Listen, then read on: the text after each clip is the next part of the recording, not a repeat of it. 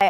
तो candidate BJP की तरफ से घोषित कर दिए गए हैं और अब कहीं ना कहीं तैयारियां भी शुरू हो जाएगी। तो 3 सांसदों का टिकट जो है वो कटा है, जिसमें अगर हम बात करें सीट और सांसद की तो बक्सर से अश्विनी चौबे के बदले इस बार मिथिलेश तिवारी को बीजेपी ने अपना उम्मीदवार बनाया है। मुजफ्फरपुर की बात कर लीजिए, यहां से अजय निषाद के बदले राजभूषण निषाद और सासाराम से छेदी पासवान के बदले शिवेश राम को टिकट दिया गया है। तो बीजेपी की जो लिस्ट जारी हुई है, जिसमें बिहार के 17 उम्मीदवारों के नामों की घोषणा की गई है, उनमें से 3 ऐसे लोकसभा की सीट है जहां उम्मीदवार इस बार बीजेपी ने बदले हैं।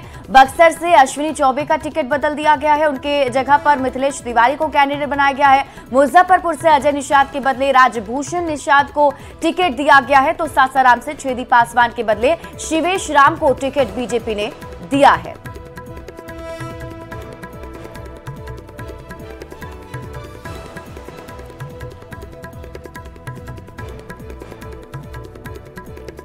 तो बड़ी खबर आपको बता रहे हैं, 17 सीटों पर बीजेपी ने अपने उम्मीदवारों के नामों का ऐलान कर दिया है।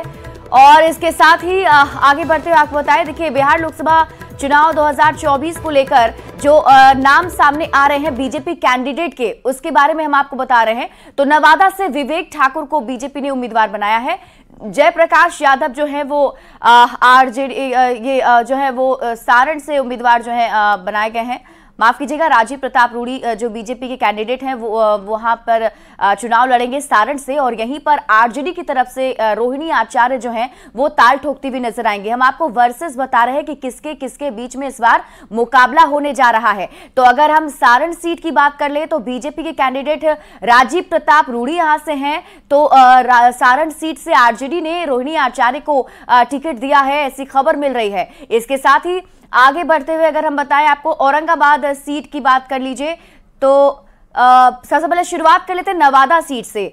आपको देखिए हम ग्राफिक्स के जरिए भी समझा रहे हैं नवादा की सीट। तो किसके किसके बीच मुकाबला होगा? विवेक ठाकुर बीजेपी से कैंडिडेट हैं, तो यहां से लोकसभा का चुनाव जो है वो विवेक ठाकुर लड़ने जा रहे हैं। और इसके साथ ही बताया जा रहा है कि 17 सीटों पर जो उम्मीदवार उतारे गए उसमें से 3 सीटों के उम्मीदवार बदले गए हैं।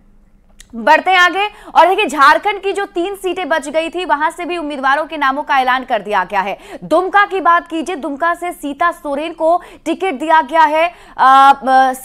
पूर्व सीएम हेमंत सोरेन की भाभी हैं सीता सोरेन, जो हाल ही में अभी बीजेपी में शामिल हुई हैं, उन्हें टिकट दिया गया। तो धनबाद से ढुल्लू महतो को टिकट दिया गया है और चतरा से कालीचरण सिंह को टिकट दिया गया है। चतरा सीट से कालीचरण सिंह जो है वो चुनाव लड़ेंगे। इससे पहले ही बीजेपी ने 11 उम्मीदवारों के नाम